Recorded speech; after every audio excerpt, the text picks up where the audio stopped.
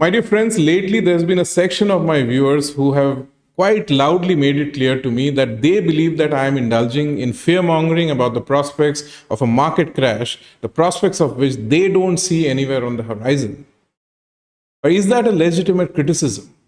Or could it be that they are merely jumping to conclusion about the contents of my video, not after going through what I've actually said in my videos, but by merely looking at what they see in the thumbnails and titles of my videos? Let's examine.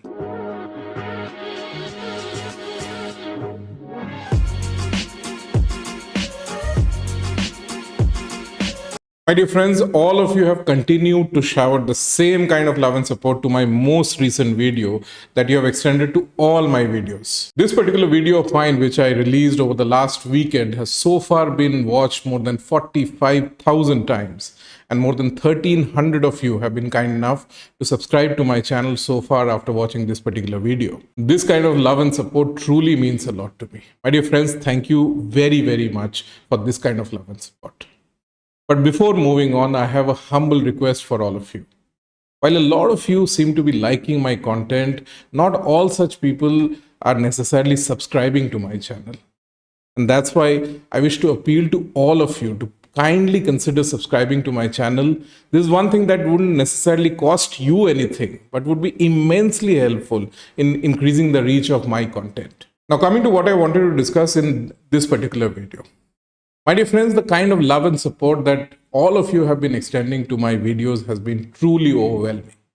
But at the same time, there's a section of my viewers who is now making it quite vocally clear to me through comments that they believe that I'm indulging in what they believe amounts to fear-mongering about an impending crash, the prospects of which they don't see anywhere on the horizon given the kind of strong rally that we have seen in equity markets around the world over the last 1 year. Now, some of these comments are coming from people whose intention is quite clearly to troll. And that's not a problem because that doesn't bother me. Well, at my age, the skin is simply too thick to be bothered by what trolls are talking about. But what does bother me is that I see this sentiment being shared by quite a few of my genuine followers as well. These are people who genuinely look up to me for knowledge, genuinely look up to me for guidance with respect to what they should be doing with their equity portfolio. And that is something that definitely concerns me. This gentleman, for example, is somebody who has taken up a paid subscription of my channel. He has become one of the super members on my channel. By the way, this is a subscription that you can take up in lieu of which you get this small little blue badge through which I can easily identify you and prioritize you at the time of responding to comments. He's somebody who is paying a small fees to me every month. So quite clearly, he's not somebody whose intention is to troll me. And yet, as you can see in his message, his conclusion has been that I am needlessly trying to spread fear amongst my audience and possibly trying to paint a doomsday kind of a scenario. There's another message that I recently received over WhatsApp from a close friend of mine. He was also a batchmate from business school. He's a person he's somebody who has an MBA from one of the top IIMs, so he has the highest possible pedigree.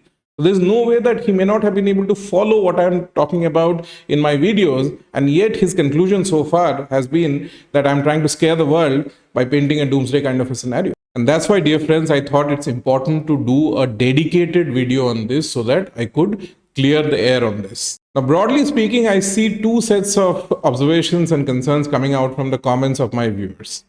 Firstly, as I mentioned, few of my viewers believe that I'm trying to indulge in what they see as needless fear-mongering about an impending crash. The second one is more of a question coming from those who look up to me for guidance with respect to what they should be doing with their investment portfolios. And they want to know that if a crash is indeed imminent, then what is it that they should be doing with their investment portfolios? Should they be selling all their equity holdings? Should they be stopping their ongoing SIPs? My dear friends, first thing first, I absolutely stand by my long-held view that this ongoing rally and the ongoing business cycle will eventually come to an end sooner rather than later once the US economy slips into a recession. And historically, whenever the US economy has slipped into a recession, that has been marked by very, very large stock market corrections, both in the US as well as here in India. The last time the US economy slipped into a recession was back in 2020 when the Nifty experienced a brutal 40% correction. Prior to that, the US economy slipped into a recession back in 2008, which was accompanied by a brutal 60% correction here in the Nifty.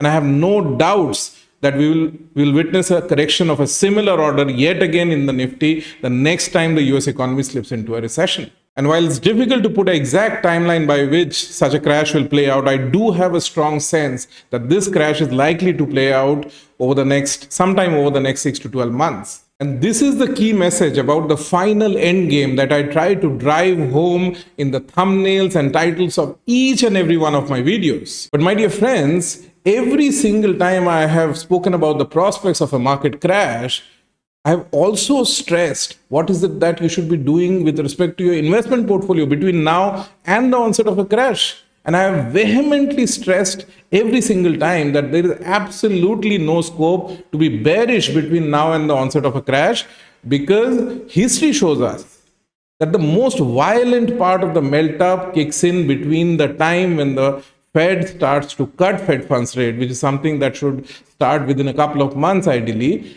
and the onset of a recession in the US. And hence, I believe that the most violent part of the melt-up is in fact ahead of us. And this is something that I have tried to stress in all my previous videos. But if you haven't had the chance to go through all my previous videos, I encourage you to at least go through this particular video of mine, which I had published on 20th of May 2024. And if you don't have the time to go through even this video end to end, at least go through this 5-minute clip from this video that I'm going to play out for you now. Now, coming to the next and the most important question. What is it that we should do with our investment portfolio in the light of all this? Now that we know that the US economy is very likely heading into a recession, and as and when we get an onset of a recession, that is also likely to be accompanied by a very large stock market correction, not just in the US, but pretty much around the world, including here in India. Should we then sell all our equity holdings in our investment portfolio and move to a very, very defensive posture? Well, ladies and gentlemen, as I have stressed many times in my previous videos, the unequivocal answer is no. Because what you need to understand is that ultimately equity markets will follow the economy. Once we get an onset of the recession, equity markets will tank. But that doesn't necessarily mean that equity markets will move in tandem with the economy even in the run-up to the recession. In fact, in reality, it's quite the opposite. Historically, it's been seen that in the run-up to a recession, equity markets tend to do very well. So clearly, there's a big disconnect between how the economy shapes up in the run-up to a recession and how the stock markets shape up in the run-up to a recession. And that's why we need to have a very clearly defined strategy based on which we can decide how long to stay invested in equity markets and at what stage we should start to get out of equity markets. And if you have to design a strategy like that, we need to first go back and study how equity markets have typically behaved in the run-up to the onset of a recession. And if you study that, what you will find is that equity markets tend to be very bullish in the run-up to a recession. Especially equity markets tend to be very bullish around the time the Fed starts cutting Fed funds rate. In fact, once the Fed actually starts to cut Fed funds rate, there is an acceleration in the rally in equity markets, because as I just explained a while back, whenever the Fed starts to cut Fed funds rate, Wall Street invariably interprets rate cuts to be very bullish for markets. So for example, the Fed started to cut Fed funds rate from September 2007 onwards. And as soon as the Fed started to cut Fed funds rate, that led to a remarkable acceleration in the ongoing rally. Over the next 4 months, the Nifty rallied a staggering 45% rally in just 4 months. But while this rally was very furious, it was a very short-lived rally. Within just 4 months, we had the onset of the recession in the US from January 2008 onwards. And as soon as we got the onset of the recession, the equity market rally very quickly fizzled out. And we saw a very large stock market correction, as we saw a little while back.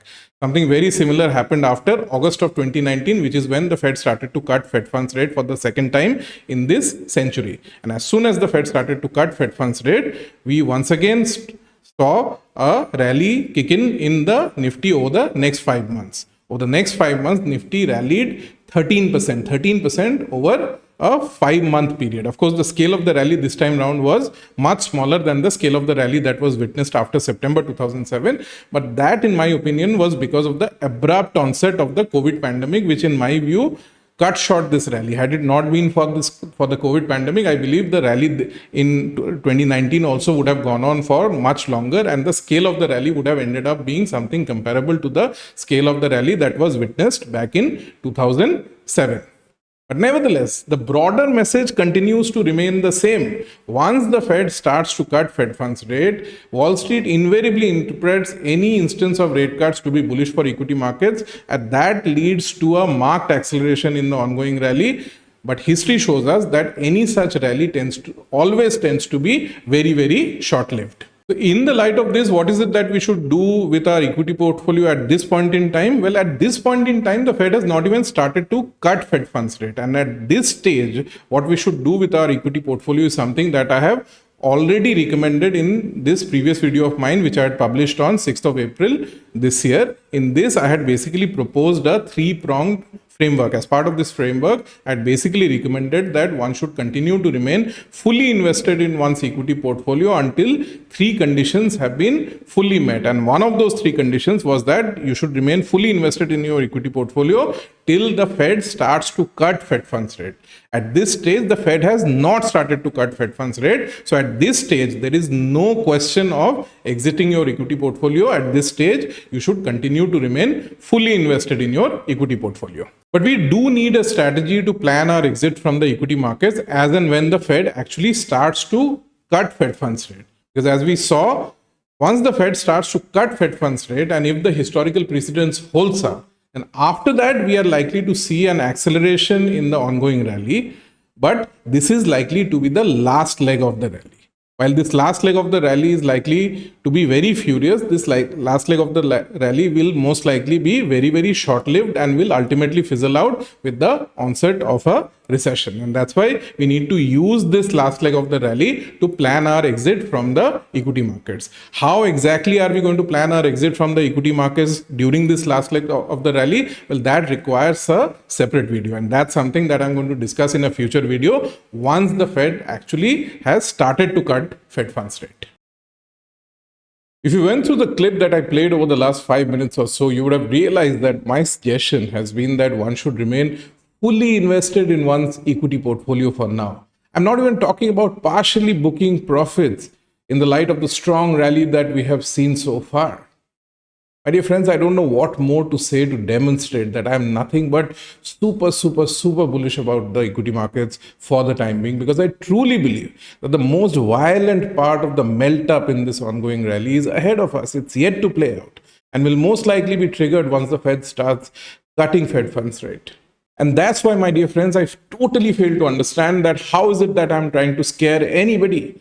Where is the scope of scaring anyone when my fundamental thesis is that if anything, the ongoing rally is going to accelerate even further from here, and that there is an opportunity of a lifetime in the near future to make some serious money. This episode, of course, has quite a few lessons for me. I have to be very careful with respect to my messaging in my titles and my thumbnails going forward. But my dear friends, I have a humble request for all of you, especially those of you who are looking to learn from my video, those of you who are looking for guidance on what you should be doing with respect to your equity portfolios. For all such people, my humble request is that please don't prejudge the contents of my video based on what you merely see in the thumbnail and title of my videos.